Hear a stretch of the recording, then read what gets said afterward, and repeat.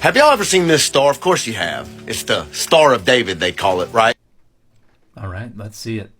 And they call it the Star of David. But you ever ask yourself why they call it that?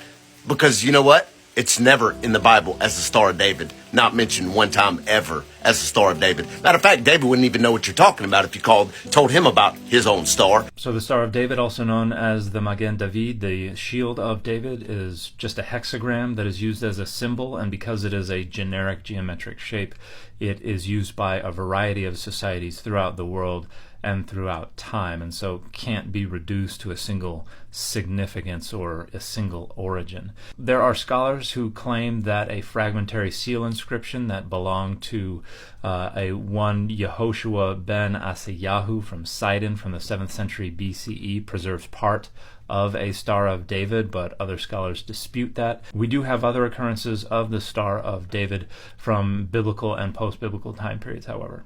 This is a jar handle from around Gaza that has a pretty traditional Star of David on it. If you go visit Capernaum, they have ruins of the 4th century synagogue there, and you will see the Star of David being used repeatedly there. You can find it being used in inscriptions and mosaics in late antique synagogues as well as Christian churches, and it later gets picked up by Islam as well, and then Kabbalah makes pretty heavy use of it in the medieval period. So it is pretty widely used as a symbol and is used within Judaism in the early post-biblical periods. So let's take a look at some stars in the Bible and what this actually really means. So here we have in the book of Amos a mention of a star, but it sure ain't got nothing to do with Yahweh, the God Almighty. You have lifted up the shrine of your king, the pedestal of your idols, the star of your God, which you made for yourself. So this is not a great translation and is leading to misunderstanding. This translation is misunderstanding the Hebrew word sikut for Sukkot, a reference to a tabernacle or a shrine, but it's actually a corruption of a reference to a Mesopotamian deity named Sagkud or Sakut. And the E-U vowel pattern is probably being borrowed from the word shikuts, which means detestable thing. And then it is also misunderstanding Kiyun, which is a reference to Kaiwan or Kayamanu, another Mesopotamian deity for pedestal. And then Kochav Elohechem is probably using Kochav adjectively, so it's not the star of your God, it's probably your star gods or your astral deities. And so a better translation here would be something like, and you carried around Sakut, your king, and Kiyun, your images, your astral deities, which you made for yourselves.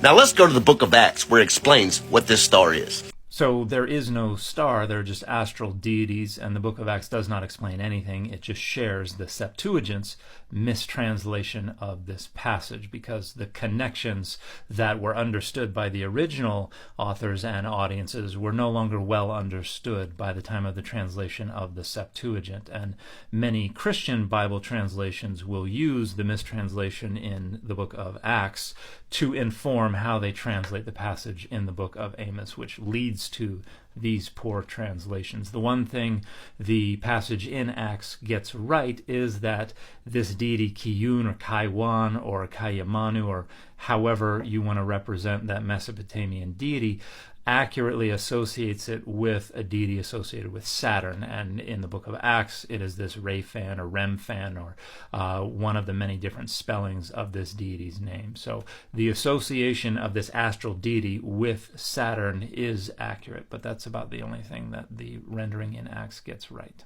So matter of fact, that star is traced back to the occult, not traced back to Yahweh, God, and the nation of Israel in a good way.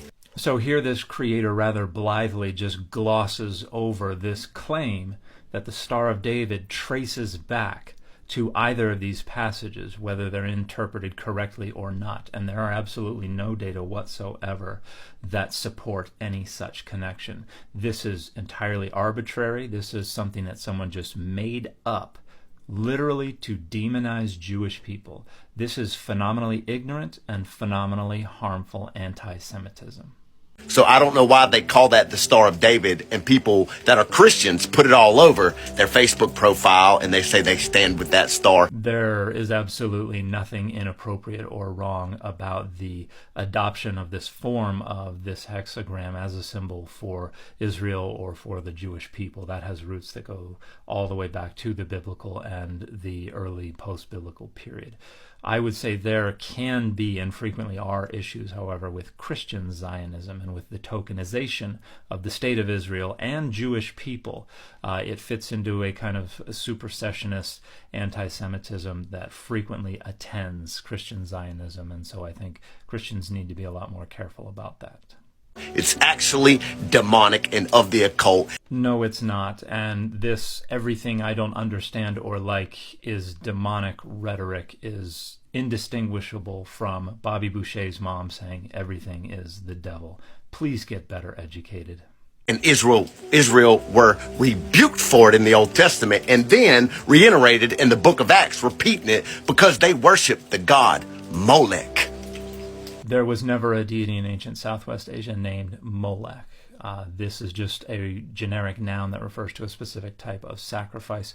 And if you want a full argument for that, you can see Heath Durrell's 2017 book, Child Sacrifice in Ancient Israel. It was only in later periods that the knowledge of what was going on here was lost, and this was reinterpreted as the name of the deity who was the intended recipient of this type of sacrifice, because that then offloaded responsibility from the original likely recipient of these sacrifices, Adonai, the God of Israel. So really, y'all, man, I'm not condemning anybody. I just want you to know, and I feel like it's important that I start showing people that things that they've been taught and just over and over, and they've just been led to believe blindly, it's not in the Bible. I think it's important that people understand that this creator does not have the first clue what they are talking about and are rather blithely and thoughtlessly spreading idiotic anti-Semitic conspiracy theories. Please get better educated about these things.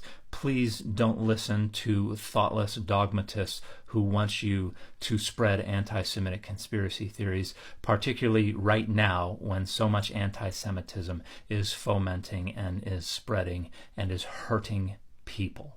Just stop doing this.